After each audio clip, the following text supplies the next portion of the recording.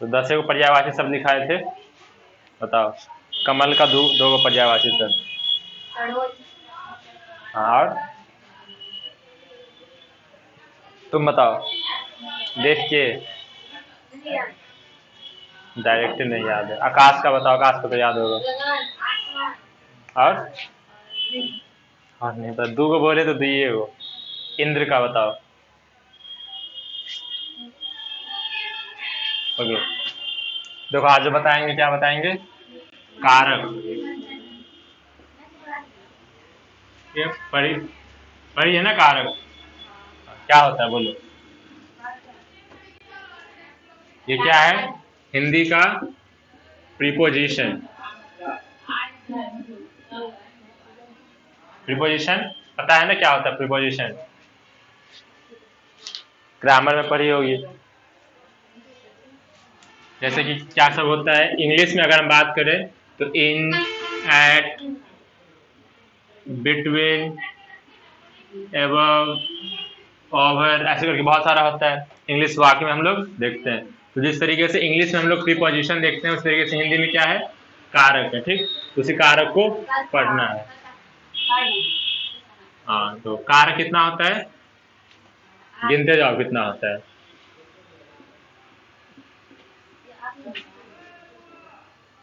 गिनते जाओ, हम बोल रहे हैं 8 होता है कि नहीं होता, पता चल जाएगा।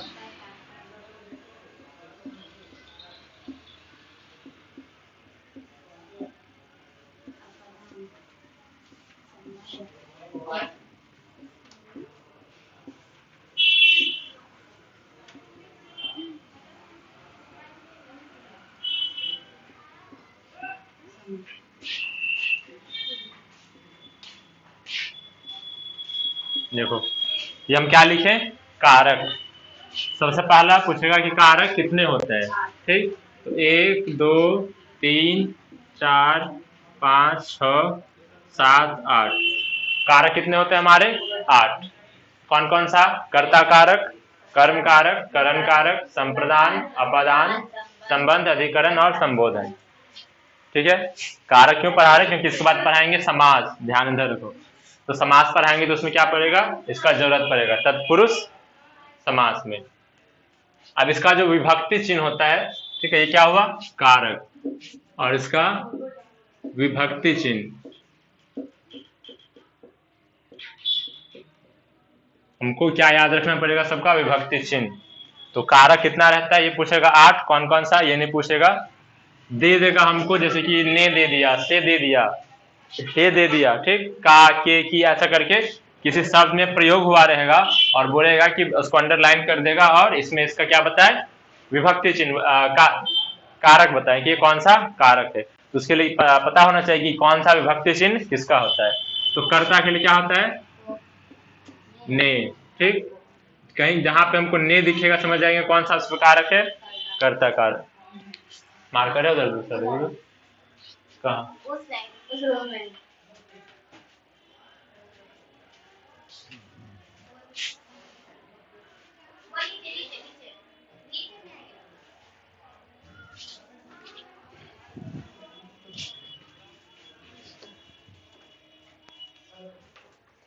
तो क्या बताया, कर्ता का विभक्ति चिन्ह क्या होगा, ने। कर्म को करण से संप्रदान के लिए, अपादान से संबंध का के की, अधिकरण में या फिर पर, संबोधन हे, हो,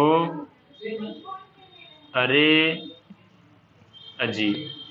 एकदम जुबान पर रहना चाहिए। कैसे, कर्ता ने कर्म को करण से संप्रदान के लिए, अपादान से संबंध का के की, अधिकरण में पर, संबोधन हे, हो, अरे, अजी। ठीक है, इतना ही हमको क्या कराएगा, 2 नंबर दिलाएगा। इसमें अपने एग्जाम में 2 नंबर यहाँ से हमको इसे याद हो जाएगा। कारक कितना, 8। कौन कौन सा, कर्ता, कर्म, करण, संप्रदान, अपदान, संबंध, अधिकरण और संबोधन। विभक्ति चिन्ह पूछेगा तो ने दे देगा ने, तो ने किसका होगा? कर्ता। एक बार ऐसे करके याद रख लेंगे, एक बार रिपीट कर लेंगे मन में। कर्ता ने कर्म को करण से संप्रदान के लिए अपदान से संबंध का की अधिकरण में पर संबोधन है हो अरे जी। ठीक है, इसी से सारा क्लियर हो जाएगा, फकरा की तरीके से याद कर लेना है। अब यहाँ पे प्रॉब्लम आ रहा होगा, इससे यहाँ भी है और से यहाँ भी है। ठीक, आगे बताते हैं। तो सबसे पहले हम बात करते हैं किसका? कर्ता कारक का। ठीक, जैसे कि एक एग्जाम्पल देते हैं, सोहन ने गाना गाया।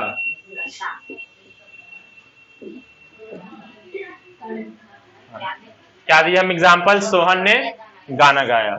अब इसको यहाँ पे कर देंगे अंडरलाइन। ठीक, और क्या पूछेंगे क्वेश्चन? इस वाक्य में प्रयुक्त कारक को पहचाने, और 4 ऑप्शन दे देंगे, कर्म, करण, संप्रदान और कर्ता। तो बताओ कौन सा होगा? कर्ता, क्योंकि यहाँ पे विभक्ति चिन्ह कौन सा लगा है? ने। ठीक है, विभक्ति चिन्ह क्या है? ने। और ने किसका विभक्ति चिन्ह होता है? किस कारक का? कर्ता कारक का। तो क्या हो जाएगा यहाँ पे? 1 नंबर हमारा अकाउंट में। ठीक है, जिस तरीके से अब उसने सुरेश को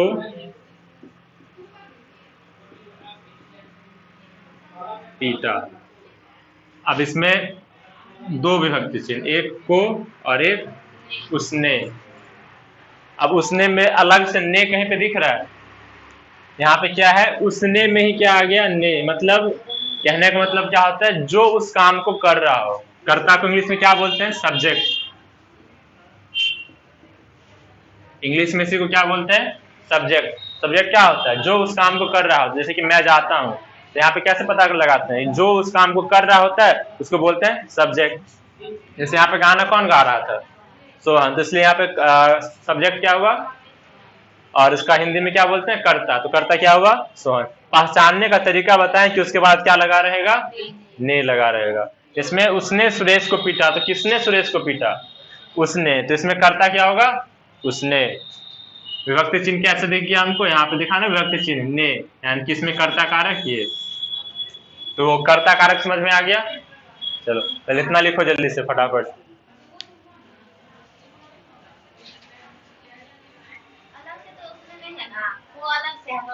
अभी हम को का नहीं बता रहे ना, को का पहले कर्ता का लिखो ना, उसके बाद बताते हैं। 1 बाय 1 करके बताते हैं सारा।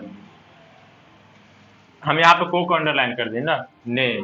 हाँ, उसने को है। इसमें कितना कितना प्रीपोजिशन है? इसमें 2। मतलब कितना कारक है? 2।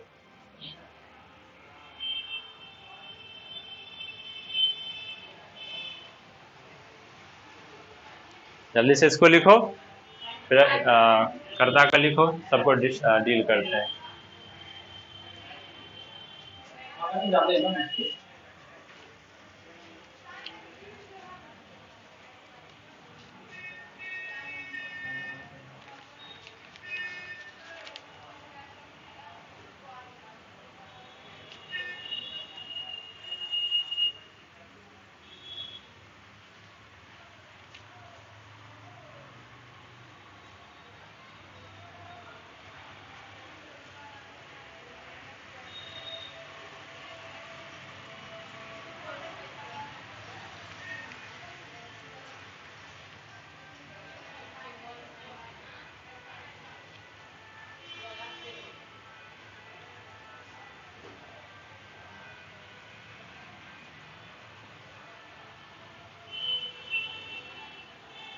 हो गया? अभी वो नहीं लिखना है, पहले सारा लिख लेना। कितना कारक? 8। कर्ता, कर्म, करण, संप्रदान ये लिख लेना है, उसका विभक्ति चिन्ह देके ये वाला लिख लेना है। हो गया? चलो पहला लिखो, कर्ता कारक। पहला क्या? कर्ता कारक, जिसको क्या बोलते हैं इंग्लिश में? सब्जेक्ट।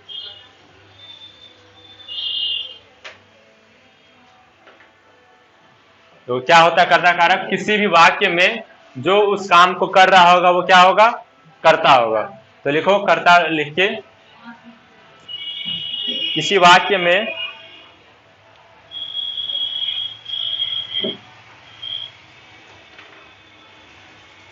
जो पद काम करता है जो पद काम करता है उसे कर्ता कारक कहते हैं। जो पद काम करता है उसे कर्ता कारक कहते हैं।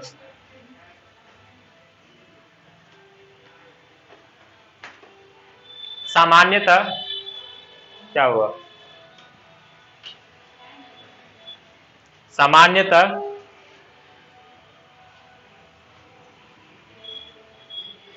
कर्ता की विभक्ति चिन्ह ने होती है।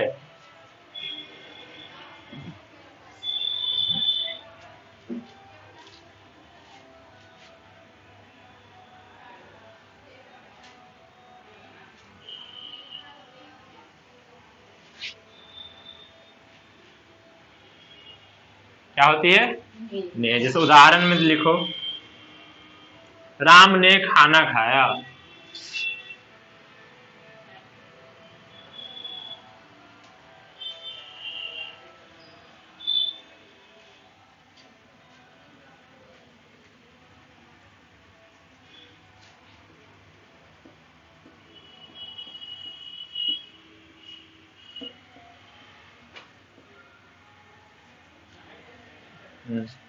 राम ने खाना खाया।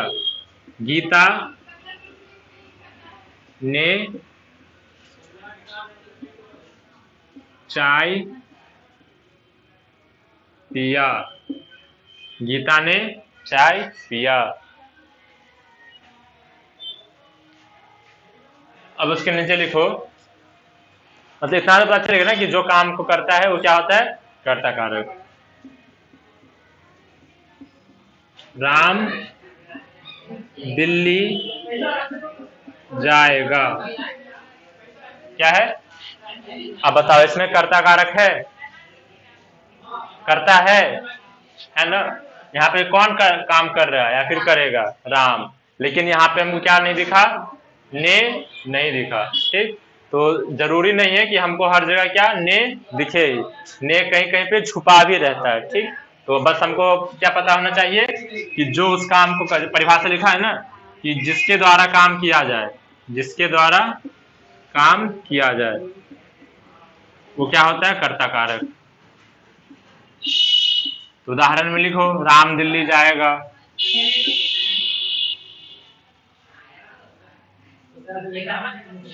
मतलब जनरली क्या होता है, जो भविष्य काल का बात होता है वो सब क्या होता है? उसमें ने विभक्ति चिन्ह छुपा रहता है।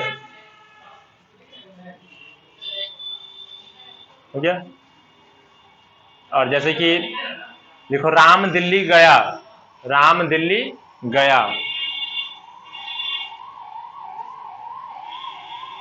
अब बताओ, इसमें ने है? इसमें भी ने नहीं है। हम क्या बोले अभी कि राम दिल्ली गया। अब इसमें भी ने नहीं है, लेकिन इसका मतलब ये तो नहीं कि उसमें कोई काम करने वाला ना हो। काम करने वाला तो है। कौन है? राम। यानी कि जिसको हम लोग क्या बोलते हैं इंग्लिश में? सब्जेक्ट, या फिर हिंदी में कर्ता। तो लिखो अब कि सामान्यतः भूतकाल और भविष्यकाल, सामान्यतः भूतकाल और भविष्यकाल, भूतकाल मतलब रात में, रात वाला काल जिसमें भूत आता है 2 बजे रात में। सामान्यतः भूतकाल और भविष्यकाल के वाक्यों में,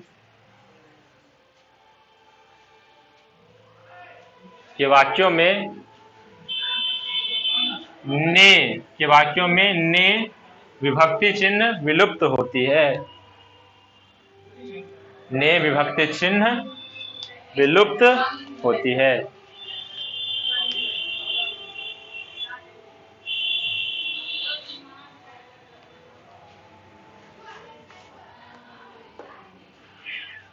हो गया? कर्ता समझ में आ गया ना? अब कर्ता वाला कोई भी रहेगा क्वेश्चन तो समझ जाएंगे कि जो काम कर रहा है वो क्या है? करता है। दूसरा क्या बताए थे? दूसरा नहीं, दूसरा मतलब कर्ता के बाद हाँ कर्म कारक। ये अपने आप कैसे खत्म हो जाता है?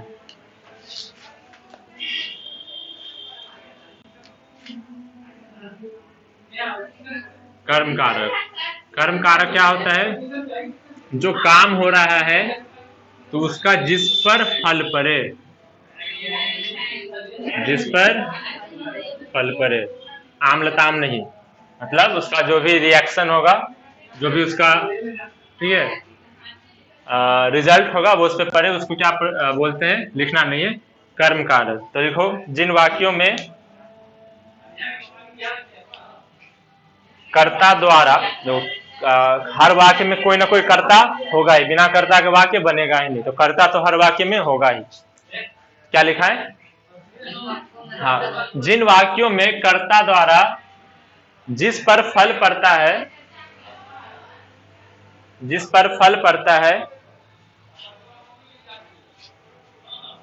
उसे कर्म कारक कहते हैं, उसे कर्म कारक कहते हैं।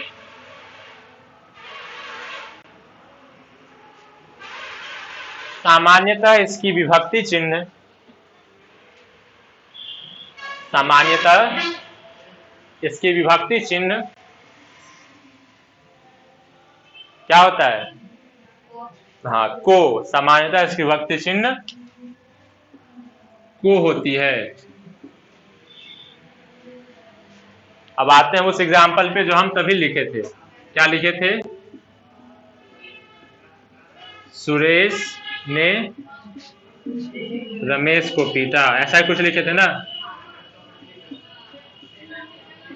तो सबसे पहली बात तो वाक्य है, मतलब क्या होगा? कर्ता होगा ही होगा। तो कर्ता मतलब क्या? जो काम को कर रहा हो। काम को कौन कर रहा है? सुरेश। यहाँ पे तो ने हमको दिख भी रहा है, तब तो और काम आसान हो गया कि सुरेश ने।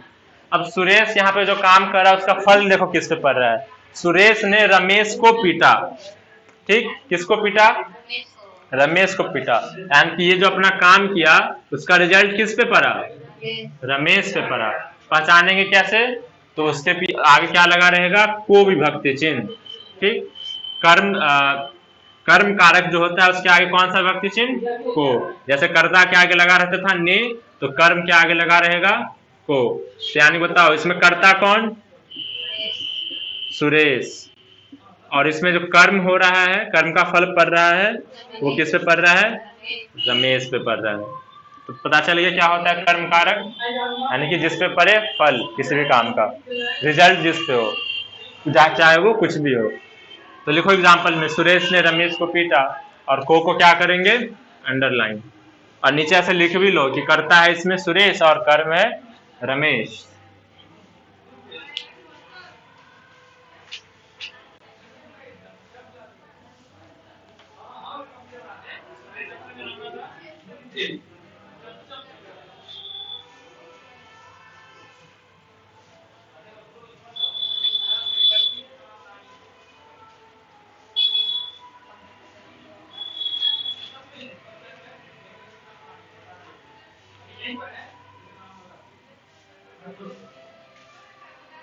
ठीक है, जनरली रहेगा तो हम लोग समझ जाएंगे कि उसका क्या लगा रहेगा?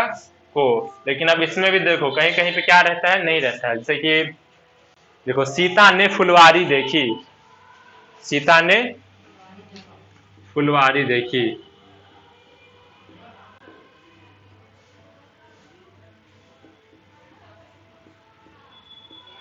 अब बताओ इसमें कर्ता कौन? सीता। अब ये कुछ ना कुछ तो कर रही है। क्या कर रही है? फुलवारी देख रही है। मतलब इसका कर्म जो हो रहा है, कर्म कारक, वो क्या हो जाएगा? फुलवारी देखना। तो यहाँ पे जो फुलवारी है वो क्या हो गया? कर्म कारक हो गया। लेकिन यहाँ पे हमको को दिखा नहीं दिखा ना। जैसे राम दिल्ली गया तो उसमें हमको ने नहीं दिखा था, इसमें भी को नहीं दिखा। तो हम क्या बताएं कि जिस पर फल पड़े वो क्या होगा? कर्म कारक। ऐसे एग्जाम्पल देके लिख लो बस। मतलब ये एक एक लाइन जो बता रहे कि जो काम कर रहा है वो करता है, जिससे फल पड़ रहा है वो कर्म।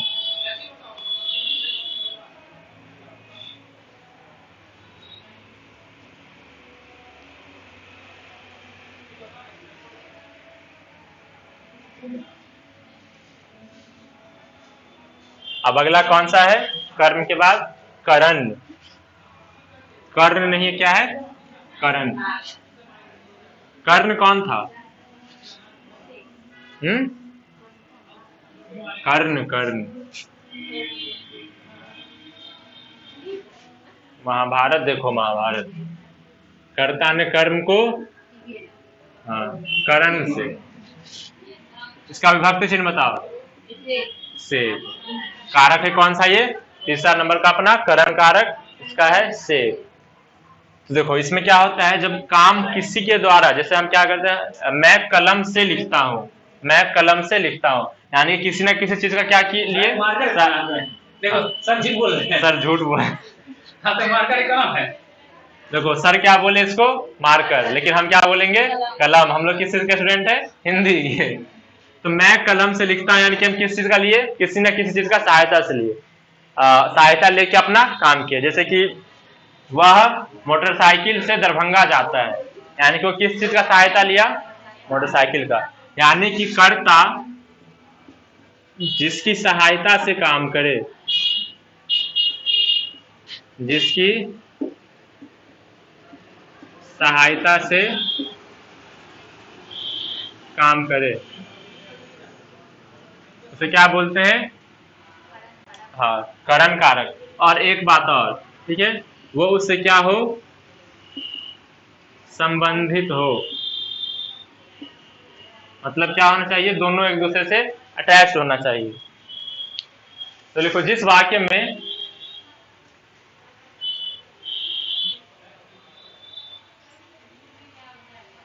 कर्ता जिसकी सहायता से काम करे,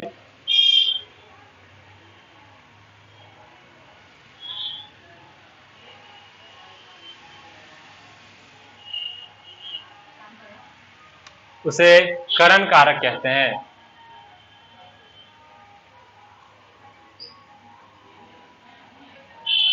जैसे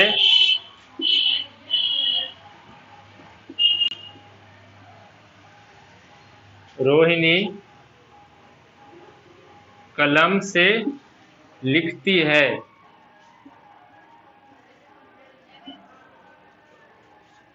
अब बताओ इसमें विभक्ति चिन्ह का कौन सा है, से।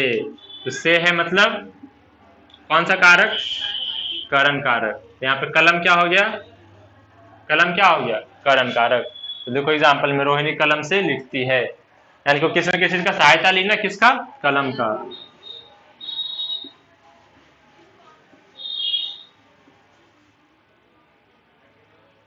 वह साइकिल से घर गया।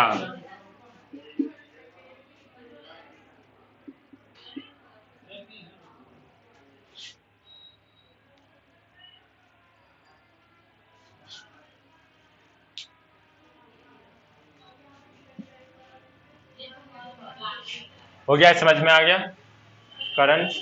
अब चौथा क्या है,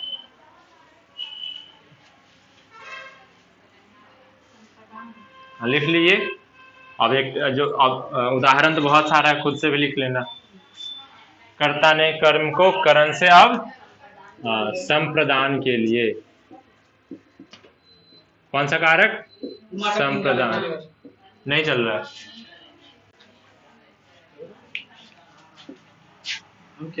सूख जाता है, थोड़ा चलता है, सूख जाता है। भरिए ना, लाइए फिर वही हम चलाते हैं, आप देखिए।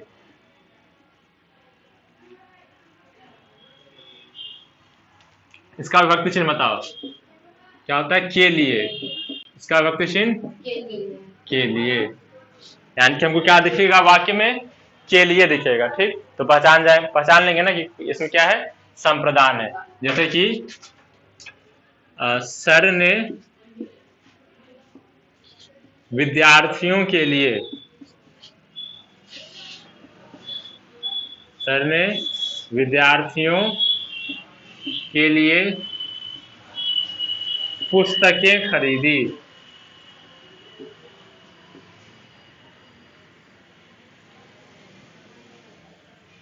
सर ने विद्यार्थियों के लिए पुस्तकें खरीदी, इसमें कितना कारक दिख रहा है, दो कारक दिख रहा है ना। एक तो क्या है ये, ने वाला कर्ता कारक, कर्ता यहाँ पे कौन है, सर है, यहाँ पे कर्ता कौन, सर। अब देखो हमको क्या पहचानना है, यहाँ पे संप्रदान कारक के लिए, ठीक है, किसके लिए, मतलब विद्यार्थियों के लिए। पूछना है किसके लिए, ठीक, जैसे यहाँ पूछते थे ना कि कौन कर रहा है, तो सर कर रहे हैं। तो विद्यार्थियों के लिए क्या खरीदा गया है, पुस्तकें खरीदा गया है। यानी यहाँ पे संप्रदान कारक कौन सा होगा? विद्यार्थियों। ठीक, तो लिखो इसमें जब किसी वाक्य में कौन सा है संप्रदान कारक, जब किसी वाक्य में जिसके लिए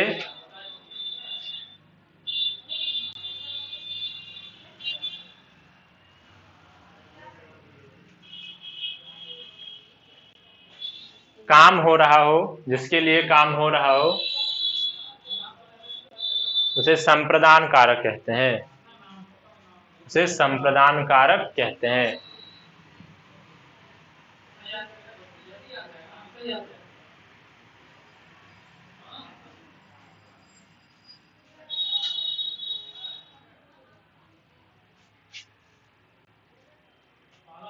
सामान्यतः इसकी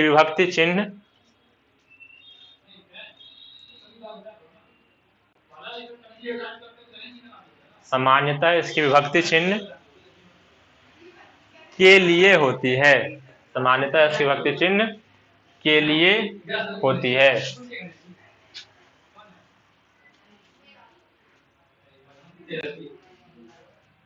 उदाहरण में दे दो।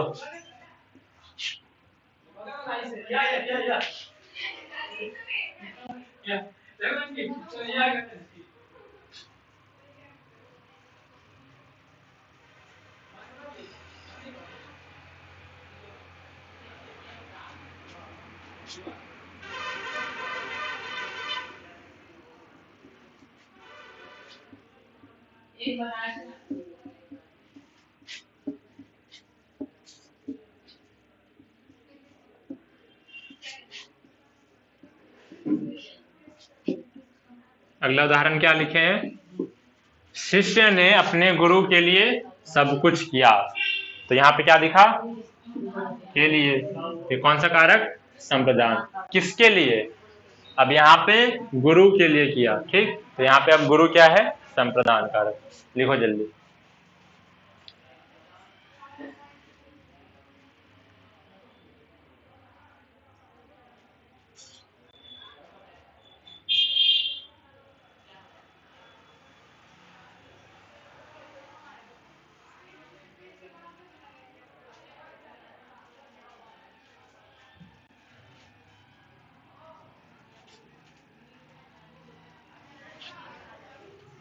अगला कौन सा होगा?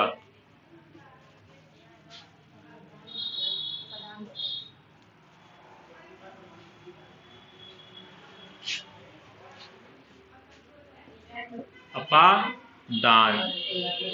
अब इसमें भी क्या है? इसमें भी से। तो इसमें कैसे पता करेंगे? यहाँ पे देखो क्या है? दान। दान में क्या करते हैं हम लोग?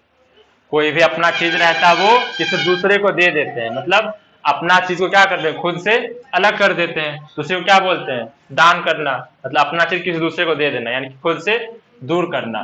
तो इससे पहले जब हम देखे थे करण में, तो करण में भी क्या था? से था, लेकिन उसमें क्या था? वो चीज उसके साथ जुड़ा हुआ था। ठीक है, अटैच था। जैसे कि हम कलम से लिख रहे थे, वो साइकिल से जा रहा था, मतलब उससे क्या था? वो जुड़ा हुआ था, तो वो था करण कारक। अब इसमें क्या होगा? वो चीज दूर जाएगा, उससे क्या होगा? दूर जाएगा। तब उस कारक को क्या बोलेंगे? से। तो जब भी हमको क्या दिखेगा? से दिखेगा वाक्य में, तो आंख बंद करके, ठीक है, तुरंत करण नहीं लगा देना है। क्या करना है? आंख बंद करके सोचना है कि दूर जा रहा है या फिर उसे पास है। सो नहीं जाना है, सोचना है कि दूर जा रहा है या फिर उसे अटैच्ड है, उसके पास में। अगर दूर जाता हुआ दिखेगा, मतलब शब्द को, वाक्य को समझ के, ठीक है, पता लगाएंगे, तब कौन सा होगा? अपादान कारक। और अगर पास में होगा तो संबंध, अकरण। जैसे कि वह वर्ग से बाहर गई, वह वर्ग से बाहर गई। से दिखा? से दिखा। अब बताओ, वर्ग से क्या हो रही है? वो बाहर जा रही है, तो कौन सा कारक? अपादान कारक। तो लिखो, जब किसी वाक्य में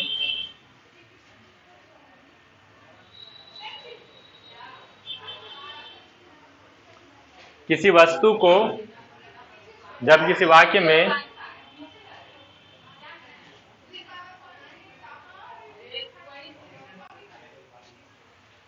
किसी वस्तु को अलग अलग किए जाने की भाव उत्पन्न हो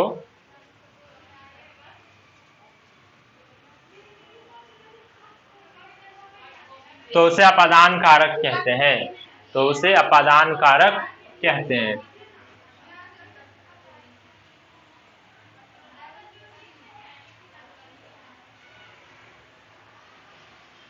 सामान्यतः इसकी विभक्ति चिन्ह से होती है।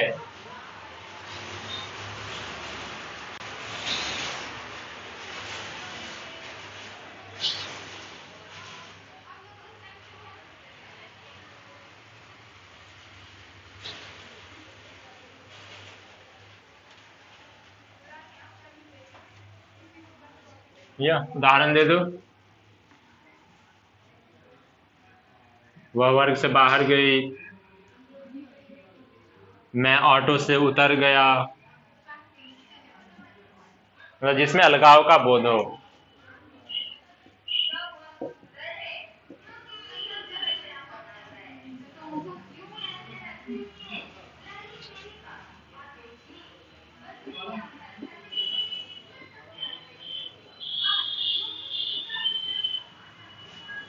यह उदाहरण हो गया उसका। चलो अगला है कौन सा? संबंध कारक। तो नाम से ही क्लियर हो रहा है, संबंध मतलब क्या करेगा? दो चीजों के बीच संबंध स्थापित करेगा, मतलब जोड़ने का काम करेगा। ठीक, कौन? तो संबंध कारक। जैसे कि रहीम का घर छोटा है। क्या लिखे? रहीम का घर छोटा है। तब देखो यहाँ पे रहीम और उसका जो घर था उसमें क्या किया? ये का आ गया और क्या कर दिया? तो दोनों को रिलेट कर दिया, दोनों को संबंधित कर दिया। रहीम का घर छोटा है, यानी कि इस दोनों के बीच में, रहीम के बीच में और रहीम के घर के बीच में जो संबंध को बता रहा है वो कौन बता रहा है? का। तो यहाँ पे का क्या हो गया? संबंध कारक। जैसे कि सोनी की पुस्तक मोटी है। अब यहाँ पे क्या है? कि। तो सोनी का उसके और उसके पुस्तक के बीच में जो संबंध स्थापित किया है वो कौन किया है? कि। तो का, के, की। अब यहाँ पे देखो, हम लोगों के पूर्वज विद्वान थे। अब यहाँ पे क्या लिखे? के। तो का, की, के, ये तीनों में से कोई भी दिखे तो क्या समझ जाएंगे? संबंध कारक। जिसमें क्या रहेगा? ये जो आएगा बीच में और इसके पहले वाला और इसके बाद वाले के बीच में क्या किया जाएगा? वो संबंध को स्थापित करेगा। चलो लिखो, जिस वाक्य में किसी वस्तु का संबंध हो उसे संबंध कारक कहते हैं। उसे संबंध कारक कहते हैं।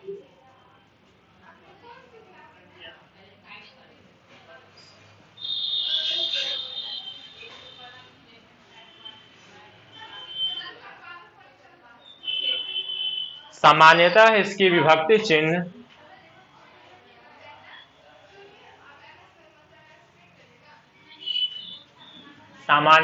विभक्ति चिन्ह क्या सब? का, कॉमा, के, कॉमा, की होती है। का, के, की होती है।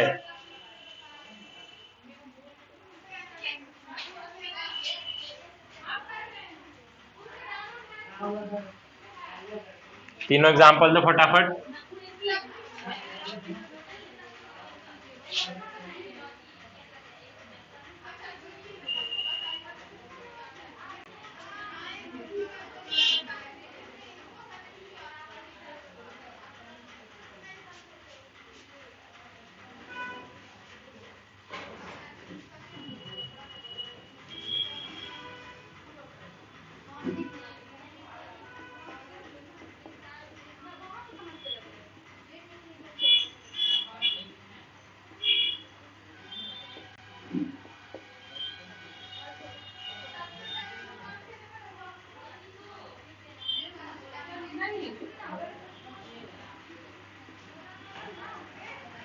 हो गए ये तीनों। अब अगला क्या है?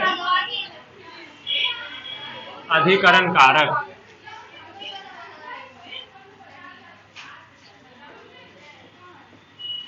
अगला दो अधिकरण कारक, और इसमें क्या हो जाएगा? इसके विभक्ति चिन्ह में पर,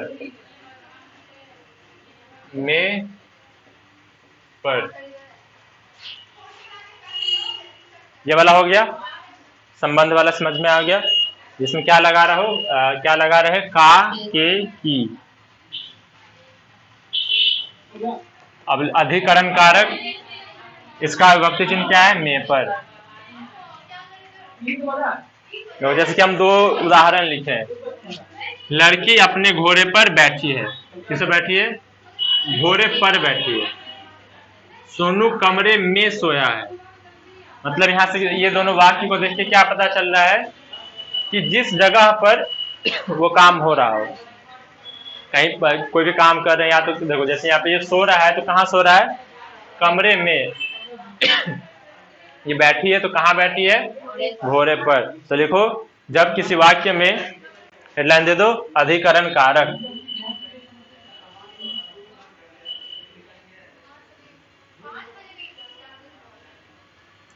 जब किसी वाक्य में क्रिया का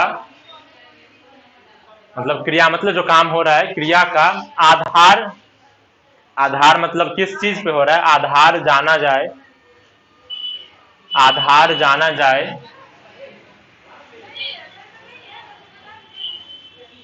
तो उसे अधिकरण कहते हैं।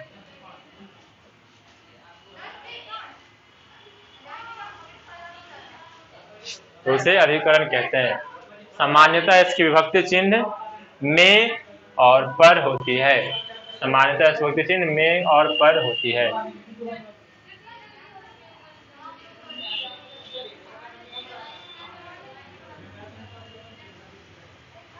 में और पर होती है। जैसे कि अभी हम एक लिखें, हम लोग कुर्सी पर बैठे हैं। क्या लिखें हम लोग कुर्सी पर बैठे हैं, यानी कि हमारा आधार क्या है? बैठने का आधार क्या है? कुर्सी। यहाँ पे क्या है? आधार कुर्सी। कैसे पता चला? अब ये तो पता चला कि आधार है कुर्सी। अब पूछेगा कारक बताओ, कारक कौन सा है? तो क्या लगा हुआ है? पर। और पर के पहले क्या है? कुर्सी। तो यहाँ पे अधिकरण क्या हो जाएगा? कुर्सी। लिखो, ये लिखो, लड़की अपने घोड़े पर बैठी है, ये लिखो। तो उसमें में और पर पता चलेगा, तो पता चल जाएगा कि वह बंदा कहाँ पे है, ठीक है, उसका आधार क्या है। जैसे कि मैं वर्ग में पढ़ा रहा हूं, तो कहाँ पर है हम? वर्ग में।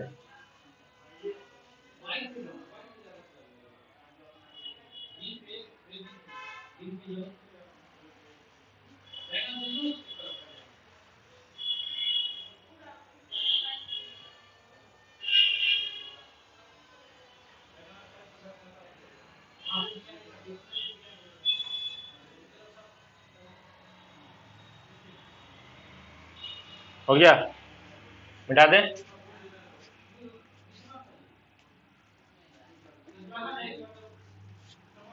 एकदम आसान टॉपिक है। अब इसके बाद जो टॉपिक हम पढ़ाएंगे वो क्या है? समास। तो समास में क्या है? 10 क्वेश्चन तो पूछेगा भाई। 100 क्वेश्चन में कितना क्वेश्चन? 10 क्वेश्चन। हम पहले ही बताए थे पहला दिन कि सबसे फेवरेट टॉपिक है बिहार बोर्ड का, किसी भी एग्जाम का, तो है समास, क्योंकि बच्चा ऐसे फंसता ही है, ठीक, गलती करेगा ही। तो 8 से 10 क्वेश्चन हो सकता है, 12 क्वेश्चन भी मिले तो इतना एवरेज रखोगे, 100 में से 10 क्वेश्चन तो रहेगा किससे? समास से रहेगा। तो अगला क्लास में उसको डिटेल करेंगे। तो उसी के लिए हम पढ़ा रहे हैं अभी क्या? कारक, ताकि उसमें तत्पुरुष समास में काम देगा। लास्ट में क्या रह गया अब?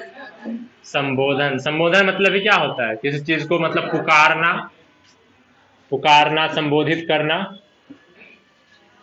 संबोधन कारक। जैसे कि हम क्या से बताए थे इसका विभक्ति चिन्ह?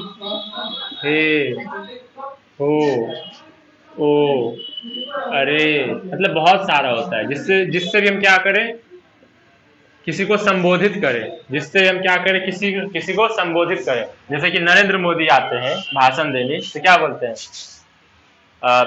नमस्कार मित्रों एवं भाइयों और बहनों, जो भी बोलते हैं तो वहां पे वो जो नमस्कार बोलते हैं, जैसे बोलते हैं हे इधर आओ, ठीक है, ओ सुनते हो, मतलब सब क्या है, कुछ ऐसा एग्जैक्ट चीज नहीं है, ना संज्ञा है ना सर्वनाम है, लेकिन वो चीज का हम लोग यूज करते हैं और किसी को बुलाने में मदद करते हैं, तो क्या होता है वो संबोधन। तो लिखो संबोधन कारक।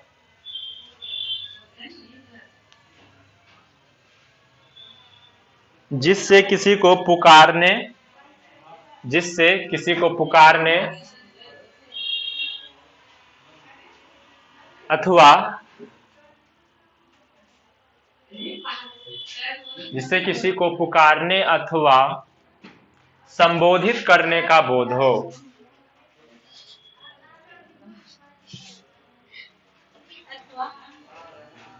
एक पेन है किसी के पास, पेन दो, ले लेना फिर। जल्दी लिखो, लिखो लिखो। क्या, जिससे किसी को पुकारने अथवा संबोधित करने का बोध हो, उसे क्या कहते हैं, संबोधन कारक कहते हैं।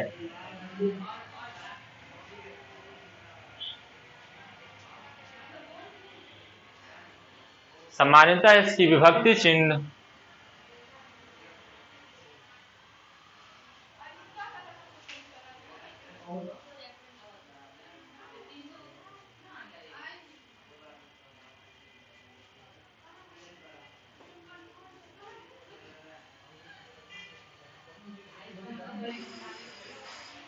हे हो, अरे ओ, अजी, ये क्या बोलते हैं ना, पत्नी पति को क्या बोलते हैं, अजी सुनते हो।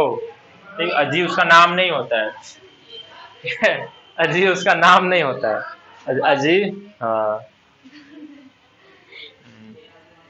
हो गया। उदाहरण में लिखो, जैसे कि लिखो, अरे भाई, अरे भाई जल्दी आओ, अरे भाई जल्दी आओ। महात्मा गांधी का अंतिम शब्द क्या था जब वो मरे थे, तो अंतिम शब्द उनका क्या था, पूछता है क्वेश्चन, हे राम, हे राम, लिखो हे राम।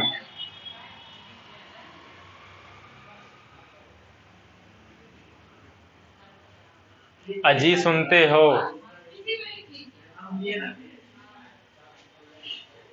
ठीक है, कारक क्या हो गया, खत्म।